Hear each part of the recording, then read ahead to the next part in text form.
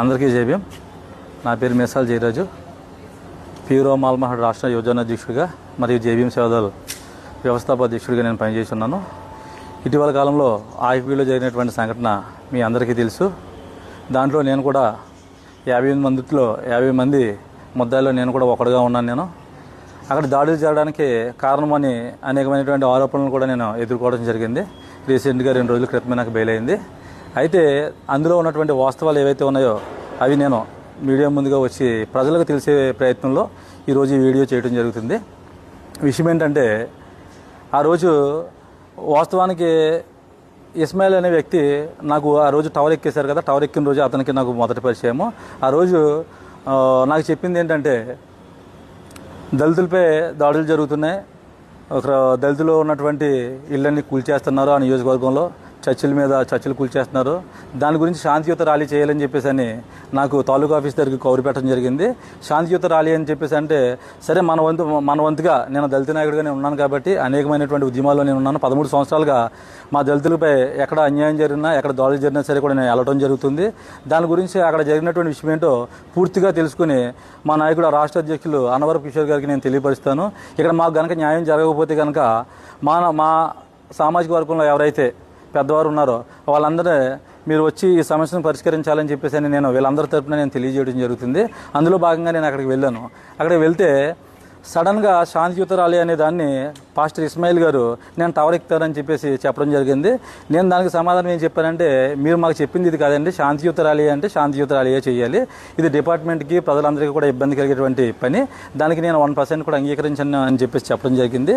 అయితే మేము చెప్తూనే ఉన్నాము, ఆయన అంతటా ఆయన వెళ్ళిపోయి టవర్ ఎక్కడం జరిగింది. టవర్ ఎక్కేసినటువంటి ఆయన పాస్టర్ అయినందువల్ల ఈయన చర్చ్ కూడా ఈ పడగొట్టేసిన చర్చిల్లో ఈయన కూడా ఒక చర్చ్ ఉందేమో, ఆ బాధతో ఈయన పైకి ఎక్కేసాడేమో అని చెప్పేసి అని నేను అక్కడే ఉండడం జరిగింది. అయితే నేను కింద అంతా ఎంక్వైరీ చేశాను, ఇతను చర్చి పడగొట్టారా అని చెప్పేసి అంటే ఇతను చర్చి ఏం పడగొట్టలేదని చెప్పేసి అన్నారు. మరి చర్చి ఎవరు చర్చి అయితే పడగొట్టారో ఆ చర్చి పాస్టర్లో అందులో ఉన్నటువంటి సంఘంలో ఉన్నటువంటి మెంబర్స్ అందరూ ఏరని చెప్పేసి నేను అడగడం జరిగింది. ఎవరూ రాలేదు.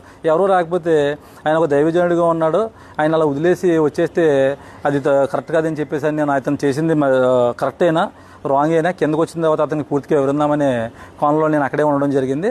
కిందకి వచ్చేటప్పుడు ఆయన పైనుంచి ఏ విధంగా వచ్చాడంటే, ఒక ఇండియాకి ఏదో ఒలింపిక్స్కి వెళ్ళి ఏదో మెడల్ తీసుకొచ్చినటువంటి వ్యక్తి ఏ విధంగా వస్తాడో పైనుంచి నినాదాలు చేసుకుంటూ ఒక 2 స్టెప్పులు దిగుతూ అది భయంకరంగా ఒక రకమైనటువంటి హేళనగా నినాదాలు చేస్తూ అతను కిందకు రావడం జరిగింది. ఆ తర్వాత మేము వచ్చేసాము. ఆ రోజు అక్కడితో అది ముగిసిపోయిన తర్వాత మన కోపెలలో ఏదో చర్చిని ఏదో పడగొట్టేయడానికి ప్రయత్నిస్తున్నారని చెప్పేసి అని ఆ రోజు అక్కడ ఉన్నటువంటి ప్రాంతంలో ఉన్నటువంటి కుర్రోళ్ళు నాకు ఫోన్ చేశారు. నేను స్థానికంగా లేకపోయేసరికి తెల్లవారి కలెక్టర్ ఆఫీస్లో రిప్రజెంటేషన్ ఇవ్వడానికి మేము అందరూ వెళ్తున్నామని చెప్పేసి నాకు తెలిస్తే నేను అక్కడికి వస్తున్నానని చెప్పాను. అయితే పాస్టర్ ఇస్మాయిల్ గారు ఏరని చెప్పేసి అంటే అతను హౌస్ సర్చ్ చేశారని చెప్పేసి అక్కడ ఉన్నటువంటి వ్యక్తులు అందరూ చెప్పారు. అయితే సడన్గా కలెక్టర్ గారికి రిప్రజెంటేషన్ ఇవ్వడానికి వెళ్ళే ముందుగా ఒక కాల్ వచ్చింది. ఆ కాల్ ఏంటంటే, ఉండి ఎస్ఐ గారు మన ఇస్మాయిల్ గారిని కొట్టేసి స్టేషన్కి లాక్కెళ్ళిపోయారని చెప్పేసి అని చెప్పడం జరిగింది. అయితే మేమందరం కాల్ స్టేషన్కి వెళ్దామని చెప్పేసి బయలుదేరితే అతనికి గవర్నమెంట్ హాస్పిటల్కి తీసుకొచ్చారని చెప్పేసి చెప్పారు. అయితే అతనికి నిజంగా ఎస్ఐ గారు కొట్టారా లేదని చెప్పేసి నేను ఎంక్వైరీ చేస్తే అక్కడ ఎస్ఐ గారు కూడా అక్కడే ఉన్నారు.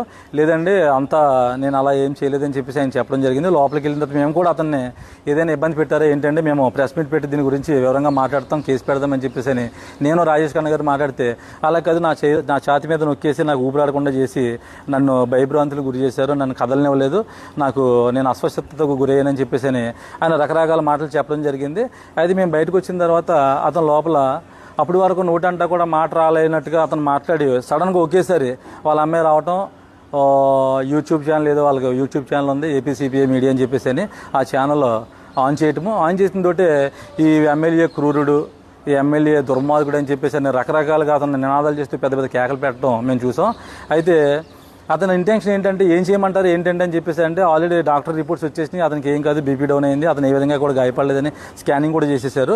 అయితే నేను ఆకివీడులో పెద్దపేటలో ఉన్నటువంటి కుర్రోళ్ళందరినీ పెద్దలందరినీ పిలిచి, ఏమంటే ఇతను పక్కన కానీ నిలబడితే కనుక రేపు పొద్దున్న ఈ ఎఫెక్ట్ అంతా మన ఆకివీడు పెద్దపేట ప్రజల మీద పడిపోద్ది, ఎందుకంటే ఎస్ఐ గారిని మీద బ్లేమ్ చేయడానికి లేకపోతే ఎమ్మెల్యే గారిని డిగ్రేడ్ చేయడానికి చేసే ప్రయత్నం లాగా ఉంది.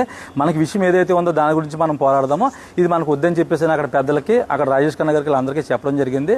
ఆ రోజు అయిపోయింది. వాళ్ళ ఇంట్లో కుటుంబ సభ్యులందరూ కూడా ఇంతమంది వచ్చి మీరు రాస్తారోకో చేయలేకపోయారు, ధర్నా చేయలేకపోయారు, మాకు న్యాయం చేయలేకపోయారు అని చెప్పేసి వాళ్ళు ఎదురు మన రాజేష్ ఖన్నా గారి మీద దెబ్బలాడడం కూడా జరిగింది. అయితే ఆ రోజు ఆయన ఇంటికి వెళ్ళిపోయిన తర్వాత తెల్లవారు అతను పలకరిందామని చెప్పేసి అని రాజేష్ ఖన్నా గారు నేను వెళ్ళాము. అలాగే ఈ నైట్ ఏదైతే జరిగిందో దీని అంతటినీ యూట్యూబ్లో అతను షూట్ చేసి మొత్తం 2-3 జిల్లాల్లో మొత్తం అంతా కూడా వైరల్ అయ్యేలాగా ఇతన్ని పోలీసులు నిర్బంధించి కొట్టేసినట్లుగా, ఇతను ఏదో మన క్రైస్తవ మందిరాలని, క్రైస్తవుల్ని లేకపోతే ఈ విశ్వాసులందరినీ కూడా కాపాడడానికి వచ్చినటువంటి ఒక వీరుల్లాగా ధీరుల్లాగా ఇతను బెళ్ళప్పించుకుని మొత్తం అంతా కూడా ఇది యూస్ అంతా వైరల్ చేయడం జరిగింది. అయితే సరే, ఇక్కడ నుంచి చుట్టుపక్కల ఉన్నటువంటి నరసాపురం నుంచి చుట్టుపక్కల ఉన్నటువంటి ప్రతి చర్చిల నుంచి కొంతమంది పాస్టర్లు ఈయన పలకరించడానికి రావడం జరిగింది. అయితే మేము వెళ్ళిన తర్వాత అక్కడ చూసింది ఏంటంటే ఇతను హ్యాపీగా రాత్రి అసలే నాకు నోటంట మాట కూడా రావట్లేదు, నన్ను ఇలా చేసేసారు అలా చేసేసారు, నన్ను చంపడానికి ప్రయత్నించారు అని చెప్పిన వ్యక్తి తెల్లవారి నీట్గా కొట్టేసుకుని సన్మానం చేయించుకుంటున్నాడు లోపల ఆయన చర్చిలో. ఇదేంటి వచ్చినటువంటి పాస్టర్లు అందరూ కూడా ఇతనికి ఏదో ఆపదలో ఉన్నాడో, ఇతనికి ఏదో ఇబ్బంది జరిగిందని చెప్పేసి అని ఇతను పరామర్శించడానికి ఫ్రూట్స్ అన్ని తీసుకుని మేము వస్తే ఇతను సన్మానం చేయించుకుంటున్నాడు ఏంటి, నవ్వుతున్నాడు ఏంటి అని చెప్పి చాలామంది కూడా షాక్ అయ్యారు. ఆ రోజు షాక్ అయ్యి వెళ్ళిపోవడం జరిగింది. ఆ రోజు నుంచి కూడా ఇతను ఏ విధంగా పనిచేస్తున్నాడు ఏంటి, మా దళితుల గురించి పోరాడడానికి వచ్చినటువంటి వ్యక్తి కాదా అనే దాని మీద నేను పూర్తిగా ఇతని గురించి తెలుసుకుంటే నాకు తెలిసినటువంటి కొన్ని విషయాలు ఏంటంటే, ఇతను రాబోయే రోజుల్లో ఒక రాజకీయంగా ఇతను స్ట్రాంగ్గా సెటిల్ అవ్వడానికి, ఫైనాన్షియల్గా సెటిల్ అవ్వడానికి ఇతని గురించి చేసుకునేటువంటి ప్రయత్నం యూట్యూబ్ ఛానల్లో ఇతను చేసుకునే ప్రచారం అంతా కూడా దానికి అనుగుణంగా ఉంటుంది. అయితే ఈ మధ్యకాలంలో అక్కడ కొన్ని ఇన్సిడెంట్స్ జరగడం, అక్కడికి ఇతను పిలవకపోయినా సరే కూడా ఇతను వచ్చి అందులో కల్పించుకుని అక్కడ విషయం ఒకటైతే ఆ విషయాన్ని గురించి వదిలేసి వేరే విషయాలు మాట్లాడడం, ఈ దళితులందరినీ కూడా వీళ్ళని పాములుగా వాడుకుని అతనికి ఏదైతే కావాలనుకుంటున్నాడో అది ఆయన యూట్యూబ్ ఛానల్లో చేసుకోవడం జరిగింది. అయితే నేను ఇస్మాయిల్ గారికి ఈరోజు మీడియా పూర్వకంగా నేను చెప్పేది ఏంటంటే, ఇస్మాయిల్ గారు మా దళితుల్లో ఎవరో కూడా అంత అజ్ఞానులు ఎవరో లేరు. కాదంటే మాలో ఉన్నటువంటి బలహీనత ఏంటంటే, మేము కష్టంలో ఉన్నప్పుడు ఎవరైనా ఏ నాయకుడైనా సరే వచ్చి మీకు నేను మేలు చేస్తానని చెప్పేసి అంటే గుడ్డిగా వాళ్ళని నమ్మటం అనేది మా దళిత సామాజిక వర్గంలో ఉన్నటువంటి బలహీనత. ఆ బలహీనతనే మీరు క్యాష్ చేసుకుని ఈరోజు మేమందరం కూడా ఆ రోజు అక్కడ సమస్య ఏదైతే ఉందో దాని గురించి మాట్లాడామో, దాని గురించి పోరాడమే తప్పించి నేను మాట్లాడిన వీడియోలో ఎక్కడ కూడా ఎమ్మెల్యే గారిని ఒక్క మాట కూడా అతని పర్సనల్ విషయాలు కానీ ఏదైనా తీసి మాట్లాడలేదు. అయితే నేను ఇలా ప్రశ్నించడం కూడా జరిగింది. మనం ఇక్కడ గొంతేలమ్మ గుడి కావాలంటున్నారు, రామాలయం వద్దని చెప్పేసి అన్నారు. వీళ్ళందరి తరపు నుంచి ఆ గుడి మాకు కావాలని చెప్పేసి అని మేము ఎమ్మెల్యే గారిని చేసే ప్రయత్నం చేయాలి, కానీ అతని పర్సనల్ విషయాలు మీరు ఎందుకు మాట్లాడుతున్నారని చెప్పేసి నేను చెప్పడం జరిగింది. ఆయన అయినా సరే వెనుకోకుండా ఈ గొంతేలమ్మ గుడి కట్టించాలనే విషయాన్ని మొత్తాన్ని పక్కన పెట్టి సబ్జెక్ట్ని ఆయన ఏదేదో మాట్లాడడం, దానివల్ల ఎమ్మెల్యే గారు ఈ విషయం మా అందరి మీద కూడా అతనికి వ్యతిరేకంగా మేము పనిచేస్తున్నామని చెప్పేసి అని ఆయన అనుకోవటం, ఈ రోజు జరిగినటువంటి అరెస్టులు అన్నిటికీ కారణం ఇదే అని నేను అనుకుంటున్నాను. నేను ఈ పార్టీకి పనిచేశాను. ఈ పార్టీ కూటమి ప్రభుత్వానికి నేను మా గునిపీడి నుంచి నేను పనిచేశాను. యువకాలం టైంలో లోకేష్ గారు మా గునిపూడి ప్రాంతం మీదకి వెళ్తే అంతకంటే ముందు పవన్ కళ్యాణ్ గారు వచ్చారు, ఆయన మీద చెప్పులు చూపించారు, చెప్పులు వేశారు. అది తప్పు. ఈ రాష్ట్రంలో తిరిగే హక్కు ఎవరికైనా ఉంది.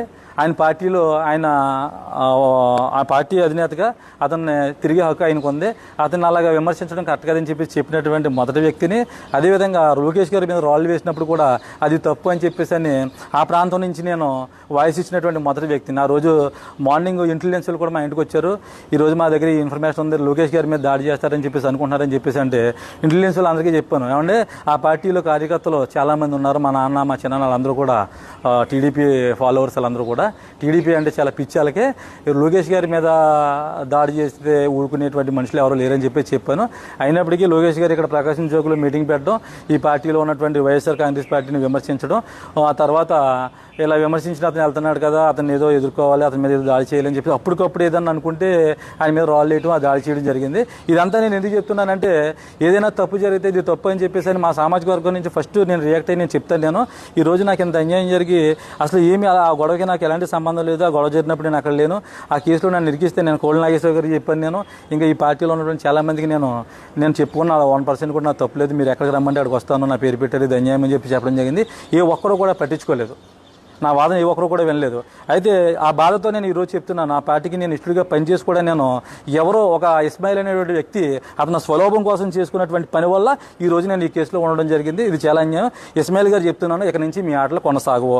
ఎట్టి పరిస్థితులు ఏదైనా సరే కూడా మీరు ఎక్కడ ఈ కోణంలో మీరు ప్రయాణం చేస్తే మా దళితుల్ని బట్టి అడ్డం పెట్టుకుని మీరు రాజకీయంగా ఎదగాలి, ఫైనాన్షియల్గా సెటిల్ అవ్వాలనుకుంటే కనుక మీకు మొట్టమొదటిసారిగా ఎదురుండే వ్యక్తిని నేనే అని చెప్పేసి ఈ సందర్భంగా మీకు తెలియజేస్తున్నాను. అయితే ఈ కేసు అయిన తర్వాత 58 మంది కొంతమంది పారిపోయారు, కొంతమంది ఇంకా జైల్లో ఉన్నారు. మా ఇబ్బందుల్లో మేము ఉన్నాము. తర్వాత దేవుడి దయ వల్ల మా కొంతమందికి బెయిల్ వచ్చింది. బెయిల్ వచ్చిన తర్వాత రాజేష్ ఖన్నా గారు కొంతమంది ముందుగానే బయటకు వచ్చారు. ఇంకా లోపల ఉన్న వారిని ఏ విధంగా బయటకు తీసుకోవాలని కోణంలో వీళ్ళందరూ ప్రయాణం చేస్తున్నారు. చేతండి ఇస్మాయిల్ గారు మాత్రం ఏదో లోపల నుంచి సబ్ జైలు నుంచి బయటకు వచ్చేటప్పుడు వెకిలిగా నవ్వుకుంటూ వస్తే ప్రజలు కొంతమంది అడగడం కూడా అతనే అడిగిపించుకున్నాడు. అది ఏంటి మీరు లోపల నుంచి మీకు బాధ లేదంటే నేను తప్పు చేయలేదు కదా అని చెప్పేసి నేను ఏదో సాధించినట్టుగా ఆ రోజు టవర్ మీద ఏ విధంగా అయితే దిగారో టవర్ మీద నుంచి అదే విధంగా ఆయన దిగారు. అయితే ఆయనకంటే ముందు జైలు నుంచి ఆయన ఇంటికి వచ్చే దానికంటే ముందు లక్షల రూపాయలు వచ్చి ఇంట్లో పడిపోతే ఆయన నవ్వకుండా ఏం చేస్తాడో. అయితే కనీసం వచ్చిన తర్వాత ఆయన ఇంకా ఎవరైతే ఉన్నారో దీంట్లో ఎవరైతే బలైపోయారు లోపల ఉన్న వాళ్ళని బయటికి తీసుకొద్దామా, లేకపోతే వాళ్ళకి ఏదైనా అవసరాలు ఉన్నాయా, వాళ్ళ కుటుంబాన్ని కలుద్దామనే దాన్ని మొత్తాన్ని పక్కన పెట్టేసి మళ్ళీ అదే కోణంలో ఎమ్మెల్యే గారిని విమర్శించడం, ఎమ్మెల్యే గారి గురించి మాట్లాడడం. అంటే ఇంక ఎలా ఉందంటే ఈరోజు పార్టీని విమర్శిస్తే ఇతను డబ్బులు వస్తున్నాయి, ఎమ్మెల్యే గారిని విమర్శిస్తే డబ్బులు వస్తున్నాయి, లక్షల రూపాయలు వస్తున్నాయి. మరి ఈయన ఇంకా మా గురించి ఎందుకు మాట్లాడతాడు? అలా మా వ్యక్తి కాదు కదా, మా సామాజిక వర్గానికి చెందినటువంటి వ్యక్తి అయితే అయ్యో మా అన్నదమ్ములు నా వల్ల బలైపోయారు, లేకపోతే వీళ్ళకి ఇబ్బంది ఉంది, వీళ్ళకి నేను సహాయకుడిగా ఉండాలని చెప్పేసి ఆయన ఆలోచిస్తారు. అని దీనికి మాకు ఆయనకి సంబంధించినటువంటి వ్యక్తి ఆయన రాజకీయంగా వెళ్ళడం కోసం మమ్మల్ని అడ్డం పెట్టుకుంటున్నాడు అనుకోవడానికి ఇది ఒక నిదర్శనం. అయితే ఇస్మాయిల్ గారికి మళ్ళా చెప్తున్నాను నేను, ఎందుకంటే ఈరోజు నేను ఇంతకు ముందు ఈ కేసు జరగకముందే నేను మీకోసం మాట్లాడాలి. అయితే ఇస్మాయిల్ గారి గురించి ఇలా మాట్లాడితే అమ్ముడిపోయాడని కొంతమంది, లేకపోతే నేను కూడా రకరకాల మాట్లాడుకుంటారు. ఇప్పుడు నేను ఇంకా అన్నిటి గురించి ఎవరో ఏదో మాట్లాడుకునే మాటల గురించి ఆలోచించే పరిస్థితిలో నేను లేను. ఇంకా నేను ఎందుకు చెప్తున్నానంటే మీలాంటి వాళ్ళ వల్ల ఇంకా మేము మా దళితులు బలి అవ్వకుండా ఉండాలి, మీ నిజస్వరూపం తెలియాలని చెప్పేసి నేను తెలియజేస్తున్నాను. ఇది మాత్రం శాంపుల్ మాత్రం, ఎందుకంటే మీ గురించి నేను పూర్తిగా కూడా చెప్పలేదు. ఇంకా నేను మీ గురించి ఇంకా చెప్పాల్సిన విషయాలు చాలా ఉన్నాయి. నేను ఖచ్చితంగా ఎవరినైతే అడ్డం పెట్టుకుని ఎవరికైతే బెయిల్ తేవాలి, ఎవరినైతే బయటికి తీసుకురావాలి, అక్కడ మనం నిత్యావసర వస్తువులు పెట్టాలని చెప్పేసి అని మీరు కాకమ్మ కౌరులను చెప్పుకుంటూ దుబాయ్లోనూ కత్తలో ఉన్నటువంటి వాళ్ళ దగ్గర, మీ సంఘస్థుల దగ్గర, పాస్టర్ల దగ్గర మీరు ఎంత డబ్బు అయితే తెచ్చుకున్నారో అంతా మాకు తెలుసు. అయితే అన్నింటిని కూడా నిరూపిస్తాను. అయితే మీకైతే మాత్రం ఇంకా ఎలాంటి అవకాశం కూడా మా దళితుల దగ్గర వచ్చే అవకాశం మీకు 1% కూడా ఇవ్వనని చెప్పేసి అని తెలియజేస్తున్నాను. జై భీమ్.